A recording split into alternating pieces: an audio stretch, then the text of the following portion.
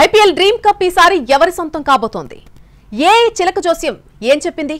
ChatGPT ట్రోఫీని ఎవరికిచ్చింది? X Grok ఎవరి వైపు నిలబడింది? జెమినీ ఏమని విశ్లేషించింది? మెటా చెప్పిన మాట ఏంటి?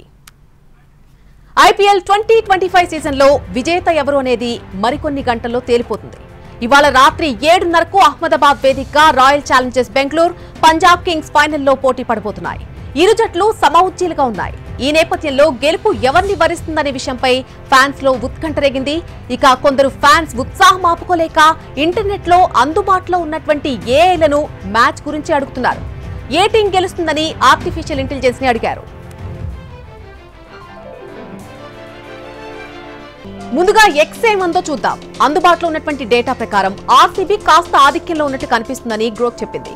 క్వాలిఫైర్ 1 లో పంజాబ్ కింగ్స్ పై ఈ జట్టు 8 వికెట్ల తేడాతో విజయం సాధించిందని గుర్తు చేసింది. జోష్ హెజిల్వుడ్, సుయాష్ శర్మ నేతృత్వంలో రాయల్ ఛాలెంజర్స్ బెంగళూరు బౌలింగ్ విభాగం బలంగా ఉందని చెప్పింది.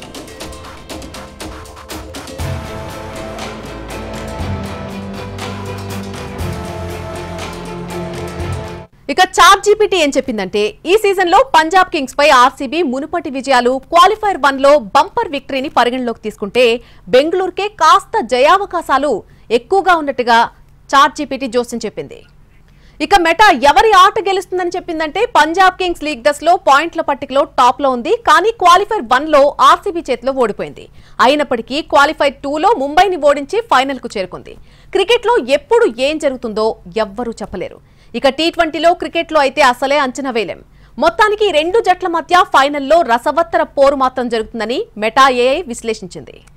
ఇక మరొక ఏఐ జెమినీ ఏం చెప్పిందో చూద్దాం. తొలి ఐపీఎల్ ట్రోఫీని కైవసం చేసుకోవాలని ఆసక్తిగా ఎదురుచూస్తున్న రెండు జట్ల మధ్య జరుగుతున్న ఫైనల్ ఇది.